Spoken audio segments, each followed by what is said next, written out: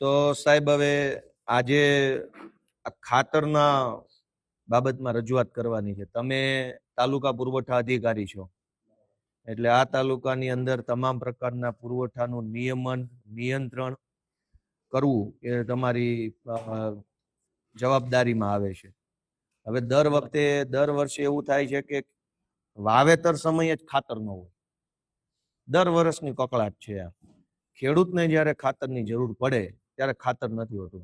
ખાતર વિતરણ કરવાની વ્યવસ્થા જે ખરીદ વેચાણ સંઘ પોતે ખાતર વિતરણ કરે છે, ગામની મંડળી ખાતર વિતરણ કરે છે, અને કેટલીક સરકારે નક્કી કરેલી એજન્સીઓ એગ્રો એજન્સીઓ હોય છે એ ખાતર વિતરણ કરે છે. પણ આ ત્રણેય ખાતર વિતરણની જે વ્યવસ્થા છે એમાં ખેડૂતને જ્યારે જોતું હોય ત્યારે ખાતર ન હોય તો કરવાનું શું? વાવણી સમયે તો ડીએપી, અત્યારે ડીએપી ખાતરની જરૂર પડશે, અત્યારે જોઈએ અત્યારે ખાતર નથી, એવું કરવાનું શું? મોટો પ્રશ્ન એ છે. હા, તો આ તો કઈ આ વખતનો નથી, દર વર્ષનો પ્રશ્ન છે. તો સરકારી તંત્ર શું કામ કરે છે? પુરવઠા અધિકારી તમે છો, તો પુરવઠાનું નિયમન કરવું કે ભાઈ કેટલા પુરવઠાની જરૂર પડશે, તે પૈકી કેટલો પુરવઠો આપણા તાલુકામાં ઉપલબ્ધ છે, એનું આગોતરું આયોજન કોણ કરશે? અને આગોતરું આયોજન નહીં થાય તો દર વર્ષે ખેડૂતોને તકલીફ પડવાની છે. એટલે આજની અમારી રજૂઆત એ છે કે અત્યારે આગોતરું વાવેતર, જેને આપણે ઓરવીન વાવેતર કે ઓરવણી ચાલુ થઈ છે, એમાંય ખાતર મળવાની મુશ્કેલી ચાલુ થઈ છે. હવે રાબેતા મુજબનો રેગ્યુલર વરસાદ થાય, ચોમાસું રેગ્યુલર આવશે અને ખૂબ વાવેતર ચારો તરફ થશે, ચોમાસું વાવેતર, ત્યારે ખાતર નહીં મળે. તો મારી તમને પુરવઠા અધિકારી તરીકે રજૂઆત છે કે આનું શું તમારી પાસે આયોજન શું છે, કયો. હું તો તમને પછી બધી વિગત આપીશ, અત્યારે તમે કયો કે આનું શું આયોજન છે પુરવઠા અધિકારી પાસે. ખાતર વિતરણ માટે જે તે ડિપાર્ટમેન્ટને સૂચના આપી દેશો, બરાબર? નિયમિત સમયસર ખેડૂતોને ખાતર મળે માટે સંબંધતા ડિપાર્ટમેન્ટને સૂચના આપી દેશો. સંબંધ કરતા એટલે કોણ એમાં? કેમ કે આ તો દર વર્ષનું છે, તમે પુરવઠા અધિકારી છો, કહેવાનું તો તમને છે. ખાતરના પુરવઠાનું બધું આયોજન ગોઠવી રાખવાની જવાબદારી કોની?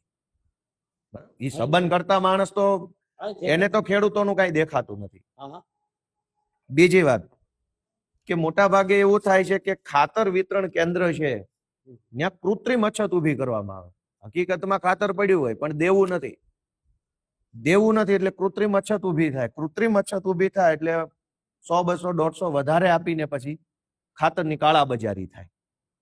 મારે લેવું છે, તમે મને ના પાડી દીધી કે ભાઈ ખાતર નથી, પછી 200 રૂપિયા વધારે આપું તો છે. આનું નિયમન કોણ કરશે? કૃત્રિમ અછત. તો એ કૃત્રિમ અછત રોકવાની જવાબદારી કોની?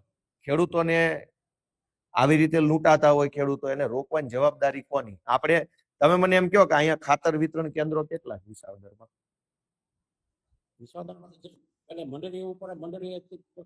કુલ એનું કઈક તમારી પાસે રજીસ્ટર નહીં હોય? પુરવઠો તો ખરો ને.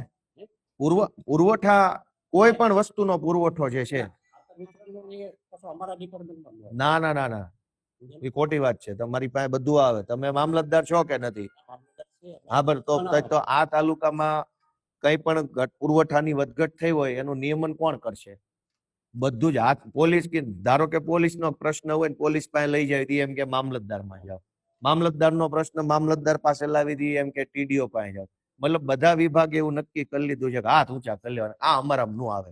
તો હવે પ્રશ્ન સાહેબ એ થાય છે કે અમે બધા કયા દેશમાં આવીએ છીએ, એ પેલા નક્કી કરવું પડશે. કેમ કે તમારો પ્રશ્ન તમારા નો આવે, પોલીસનો પ્રશ્ન પોલીસમાં નો આવે, ટીડીઓનો પ્રશ્ન ટીડીઓ. તો અમે કયા દેશમાં આવીએ છીએ, ક્યાં જઈને કહેવાનું? હાલો બધા હાથ ઊંચા કરી લે, કહેવાનું શું? અને સૌથી મોટી વાત, ઉભા રહે, આપણા ગુજરાત રાજ્યમાં દારૂ ઉપર પ્રતિબંધ છે કે દારૂ મળે છે? પ્રતિબંધ છે.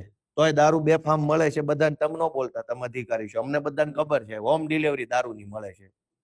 દારૂ ઉપર પ્રતિબંધ છે તોય દારૂ જોઈએ એટલો મળે છે, હોમ ડિલિવરી ઘરે બેઠા મળે છે. ખાતર ઉપર પ્રતિબંધ નથી પણ ખાતર મળતું નથી, તો કોને જઈને કહેવાનું? અમે કઈ બાંગ્લાદેશી નથી, ઓલા ચંડોળા તળાવે રે ઈવડાઈ અમે નથી, અમે તો આ દેશના જ છે. અમારી 500 પેઢીઓ આ દેશમાં થઈ.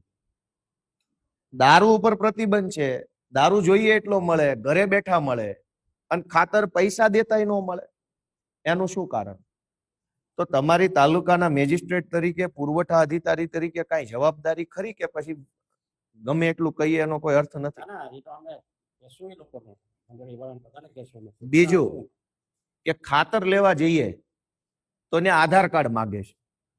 હવે ખેડૂત ખેતરે જ સીધો ખાતર લેવા આવે, હવે ખિસ્સામાં આધાર કાર્ડ લઈને ફરે, ટ્રેક્ટર આંકતા હોય, ખેડૂતના ખિસ્સામાં એક પાવલી ન હોય, પહેરા લુગડે ખેતીનું કામ હાલતું હોય, કેમ કે એ રફ લુગડા પહેર્યા હોય.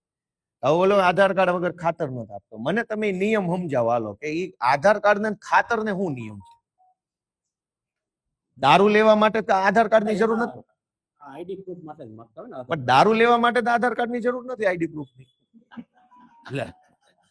દારૂ લેવો હોય તો વગર આધાર કાર્ડ મળે છે, ખાતર લેવો હોય તો આધાર કાર્ડ દેવાનું નહીં. પણ તો એનું શું કરવાનું? તમે શું આદેશ આપશો?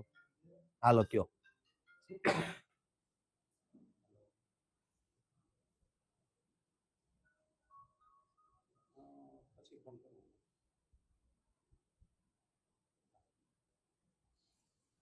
ખાતર માટે આધાર કાર્ડ ને ખાતર ને હું આઈડેન્ટિટી પ્રૂફ ની શું કામ? ખાતરમાં શું જરૂર છે? કાલ તો હવે તમારે કિલો રીંગણા લેવા છે તો આધાર કાર્ડ માંગશે. આધાર કાર્ડ કેવી વસ્તુ? માનો કે એક્સપ્લોઝિવ લેવું હોય, કોઈ સ્ફોટક પદાર્થોની ખરીદી કરતા હોય જેનાથી બ્લાસ્ટ થાય એવા, તો આધાર કાર્ડ માગો તો અલગ મુદ્દે વિષય છે. હથિયારોની ખરીદી કરતા હોય તો આધાર કાર્ડ માગો તો અલગ. ખાતર તો ખાતર છે. ખાતર ને મારી ઓળખને હું લેવા દેવા? અને મારું આધાર કાર્ડ આપીને હું ખાતર લઈ જાઉં છું, ખાતર થી તો હું કઈ મોટું કઈ કૃત્ય તો કરવા